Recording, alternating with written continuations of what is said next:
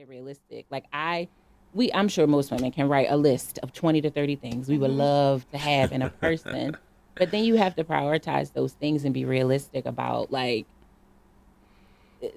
in order. Like some of these things I may not get. Am I okay with not getting a man with a six pack? Yes, I'm okay with that. If he's the top 10 things or the top 5 things, then we could probably work with, we could probably work with it. I think we all And have to be realistic about that. that's the key to relationships right there. Because remember, I've always said relationships are about balance. Mike here, Money, Marriage, and Media. And today we are looking for 1,000 subscribers. That's our goal, right? So we're back with 8 at the table. This topic is when you love a woman with low self-esteem. I'm assuming that we're going to start talking about the vetting process. At least I hope that's what we're doing with that title. But let's go ahead and get it started. Remember, like and subscribe. All my relationships pretty much from like high school up until 30, I was very used to like bickering. Like that was just such a natural thing, and bickering like aggressively, like You would yelling. bicker? Both of us would like Oh, whoa. like it would if we had a rough patch, we would Toxic. argue like loud, yell, never like physically abusive, but it would be like you shut up, no you shut up, blah, blah, blah, like that whole thing. And it wasn't until I met a man that the first time that happened, like I felt so stupid because he looked at me and was like, "Why are you yelling?" And like calmly, just like, "Why are you yelling?" And I was like, "I don't even know. I don't have an answer to that because I legit don't know." Yeah. But that then showed me there's another way. And he was like, "Yo, we can disagree. You do not have to raise your voice. We do not have to curse. We can have a discourse." And do 100%. it calmly. And literally for the 4.5 years we were together, we never had like a spat, we disagreed plenty of times, but it was, I yeah, had it that was, before. It was it was great. so good. So I I've am now not the learned argument that. type. So now, I like, am. I would I'm go not to the doing top it. of my lungs. But me, listen. And it's so uncomfortable, right? Like after you do, like my whole body will be shaking. Like I'm like, dog, I She need met like a man 2 who days was to come down off of who this was light. That's why he because- argued. firm in his Yeah. masculinity, Before. and he was. Yeah. She That knew can he stop a wasn't going to relationship for tolerate me. that. Yeah, I'm no, like, for if sure. you like to do too much and argue too much, look, this ain't gonna work out. See how you get me? Right. It's No, not it's You really making me you act getting yourself. because Yeah. once I get to that level, I turn like No, to a it's not. Tasmanian devil. Crazy. Like, I now wanted let's to- just fight. I wanted to take a word that you said or a phrase that you said, and I wanted to also dive in on it. We are all. It's not verbatim. Mhm. We are all conditioned by our past relationships, Yeah, good and bad, to our own detriment. Is what I'm adding. yeah, for sure. Because the problem that I've then realized is that I say this all the time. Y'all heard me say it earlier. There's in my opinion, there's only 20% of good women, 20% of good men.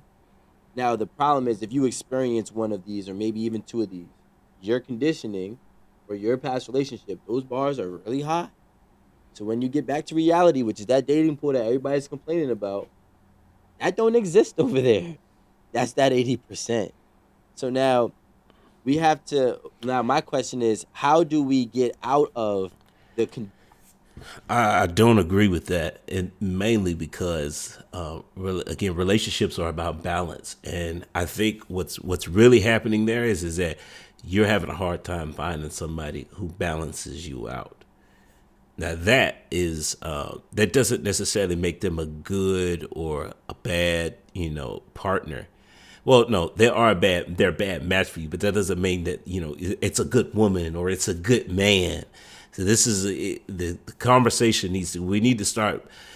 That's a surface level conversation. We need to start peeling back the layers, because when you start breaking down what makes them good or, whatever, then you can start to get, then those conversations become very nuanced, because again, you're searching for somebody who matches, who's a good match for you, not necessarily some general term. Conditioning that we think that, oh, I deserve this because I experienced this. It could be, roses every week. It could be trips 3 times a year, 4 times a year. But realistically, not everybody's able to do that same upkeep and meet that bar that you're setting. So is the dating pool really trash, or are our expectations from our previous relationships the bar has been set too high? That's a great question, and I think that especially today, I think that the bar has been set too high, in that, we put a lot of value in the things that are not good predictors of long-term relationships. Again, a lot of surface level stuff that doesn't benefit long-term relationships, what we seem to be focused on instead of actually, but this is what happens when the vetting process is broken in our community. That's what happens. We stick to the surface level stuff because we don't know what the predictors are for long-term, long-term attributes or attributes that are beneficial to a long-term relationship. I feel like it's a mixture of both, right? I do think dating is difficult. As a single woman, dating can be challenging. Yeah, dating is dumb. It's a lot of things. I ain't gonna go into all the reasons why I think it's challenging. But I also think, yes, your standards can sometimes be what you were saying, like an obsessive reaction to what you dealt with. Like it becomes like I'm trying to damage control every little interaction, and that's impossible to do. You cannot damage control every single thing. You have to start people off with a clean slate. You have to give everybody a new opportunity, but also have your standards and stand on them and make sure that they're realistic. Like I'm sure most women can write a list of 20 to 30 things we would love to have in a person. But then you have to prioritize those things and be realistic about, like, in order. Like, some of these things I may not get. Am I okay with not getting a man with a six pack? Yes, I'm okay with that. If he's the top 10 things or the top 5 things, then we could probably work with it. I think we all have to be realistic about that. That's the key to relationships right there. Because remember, I've always said relationships are about balance. The things that you find are non-negotiable. Okay, it shouldn't be that many. And then once you get those things, then it's about, what are the choices and trade-offs that I'm going to get in return that balance out what I'm providing. And not come in over controlling because you made bad decisions in your past. Because some of it is about bad choices and some of it is about a bad person or a person who just wasn't in a position to be in the relationship with you in the right way. So I don't know. I think you have to start fresh and you have to be really accountable to you, so that as you're going forward, you're being sensible. You're being sensible about it all. And remembering that nobody's perfect. Are you perfect? No, of course not. Do you have all of the things that someone is looking for? So sometimes it's not just the dating pool. It's like we're a part of the dating pool. Exactly. So obviously if something isn't working, what is it that I could be doing wrong? And I think that's important as well. Facts. Okay, I have some stuff that I need to work on in order to make, a relationship work a lot of times. And I feel like a lot of times I'm exactly. Not I got some shit with me. So. At least she noticed, right? I know what I want. I know what I... No, you don't. Men know, but men say that too. No. Listen, anybody who's running with the narrative of I know what I want, to me, they're closed-minded. You haven't gotten all of those things in one person, so you're not being realistic. Because if you did get all those things with that one person, you'd still be with them. So, like, I think that when man has a point there, come down off of ourselves and saying, because a lot of the things that we want, in my opinion, is only what society has told us we should have, what we deserve, right? And if we come down off that, pedestal that we put ourselves on, and just be more mindful about what the world really is, we could probably understand that the dating pool is not as bad as it is. Now, in my opinion, it's filled with a lot of leftovers, right? Because the good ones are usually going to be taken. But there are some people who fumble the bag and you might luck up. But you got to understand that they're not going to have all 5 things. They might only have 3. But that's not always true because we always hear about divorces. We always hear about people who, like, you may have picked the wrong person. That doesn't necessarily mean that you're not a catch, It's just that you spent 10 years with the wrong person. Now you're back in the dating pool. So we can't even say, those types of things because every day it's a new person that's getting thrown back in the dating pool. And they ain't do shit. Yeah, but, like... and now they have catch too. The one that you're leaving, they're just not a catch for you. Exactly. Yeah. In the dating pool. Yeah. And then I think sometimes people get into relationships based off of, I need to check this off my list, check this off my list. Yeah. But, like, what about just having genuine good chemistry? Yeah. What about meeting someone that you can genuinely work with and, is able to, understand you in certain ways? So I think sometimes that is also, like, I feel like some people are afraid to leave right off the bat because it's just like Okay. sometimes when you get in a really good groove with someone and you start to like them and you guys have good chemistry, they check no boxes. Maybe The one or chemistry two. thing but is it's just like, overrated. that's not enough. It has It's nothing just to how do are you with maintaining surviving? a long-term relationship. Like, can you decide? All right, I'm gonna just be with a woman. Like, Okay. So, anyways, yeah, but like, It is.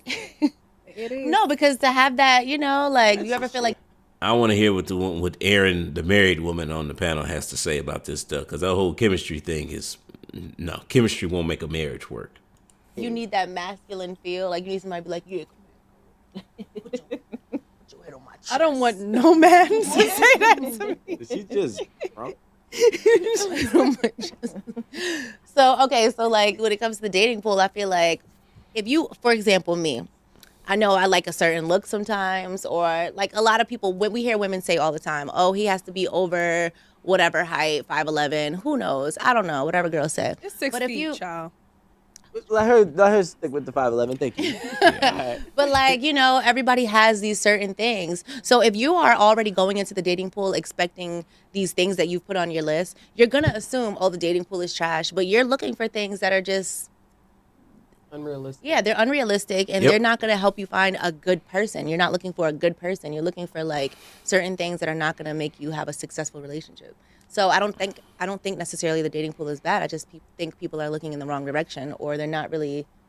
But so that actually relates to High-level what Maurice conversation. said. If you look around and you not snag, you in the 80 and you can't snag somebody in the 20, that lets you know you're in the 80 and you should be looking in the 80. Right. It gives you a vast amount of people to look at now. There it So is. If this 80% of men or women, why can't you find somebody? And so that should put your checklist in check, because that means your checklist is not parallel to reality. It's not your parallel reality. to exactly to your reality. And I remember I said this the other day, like, you can't make $32,000 a year looking for a man that makes $189 a year.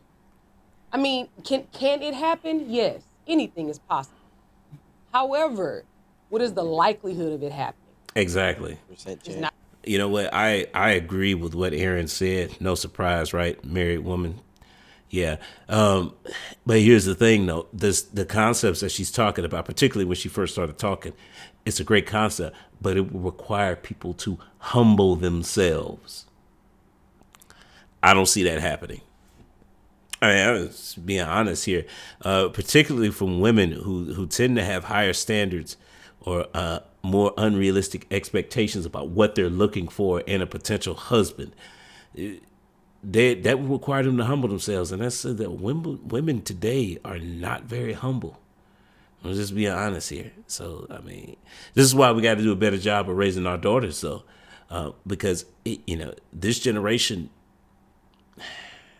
It's not much you can do there, because especially with somebody who's already grown, but we can affect the next generation of kids who we're raising. Let's keep that in mind, people. Not exactly. It's not that likely. So do you want to keep spinning your wheels every day, running into the wrong kind of men which are men who don't want you, or men who are not good for you, or men who will not, can't even have a fucking conversation with them? Like, Exactly. I keep asking this question all the time, particularly to you ladies out here, all 6 of you are watching these videos. How much time do you want to waste on a man who doesn't believe in marriage or is not looking to get married? I don't care how much of your list that he meets. If he's not trying to get married and you are, then your expectations, your preferences are too high, because a man on that level is not willing to make the commitment of marriage to you. Then you're asking for too much. You need to bring it down. You need to knock some of those things off the list, because otherwise, what are you doing? I mean, I would say, it's funny because women talk about not wanting to settle. I would say if you're in that situation, you are settling, because you're not trying to get married at that point. At that point, you're not trying to get married anymore. I mean, that guy has said that he's not looking for marriage, so you're settling right then and there, one way or the other. Are you gonna keep spinning your wheels with these kind of people? Or are you gonna like bring yourself into reality? Are you gonna quit being delusional? When Like the delusion is what's killing us. Like I agree. you think you so great and you deserve somebody else. No, what do you qualify for? And you say this all the time, Rico. What do you qualify for? And I'm not saying to like down yourself. It's great to have self-esteem and this, that, and the other. But come on now, self-esteem does not include delusion.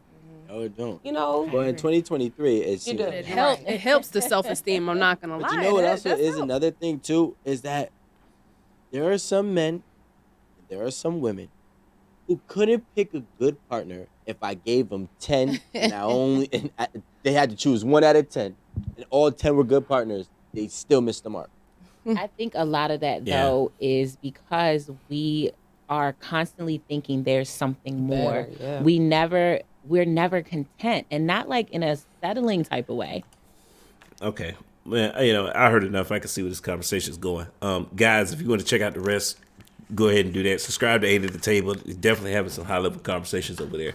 But I'm glad he mentioned men because this is a problem of both genders, right? We have a problem with the selections, with the vetting process. It's broken, right? Now, possible solutions. Well, we've got to start using, number one, it starts with us using the tools that we have available to us. Seeking counsel with the elders in our community is a great resource that we just don't take advantage of. Case in point, your father, for women, your father should be helping you vet the man that you want to be with. If not your father, because, it's a lot of, fatherless homes out there. Okay, well, what male family member do you love and respect? Well, I don't have any male family members. Okay. You got a pastor? Do you even have a manager at your job? I mean, that's a worst case scenario right there, depending on how long you've been there. But still, some man who you view as an authoritative figure in your life who actually loves and who has love for you and respects you, and who you feel you have respect for that person, you respect their opinion, they should be helping you. Preferably, the best person to do it is your father, because mainly, he wants the best for you. For men, I would say this, a lot of times we don't want to admit it, but men need help in mate selection as well. And this is why I say, another untapped resource is your mom. Your mother is not going to get distracted by how fine the woman is. She don't care how good her sex game is. What she's going to be concerned about, especially if you're marriage minded and your mom knows that, she's going to be concerned. Is this woman good enough for my son? Is she going to make him, is she going to assist him in reaching his goals? Is she going to be a good wife? Untapped resources. We got to do better. It's part of rebuilding the vetting process in our community. There are some other things that can be done, but I think that we need to start the conversation with what we already have available to us, right? After we've done a great job at that, then we can start expanding the concept. But hey guys, great conversation, definitely high level. I'm gonna stay goes to the next time. Peace. Thanks for making it to the end of this video. But do me another favor, like and subscribe, but also check out these here. Either subscribe or watch videos, one or the other. I don't know which side, but hey, all right.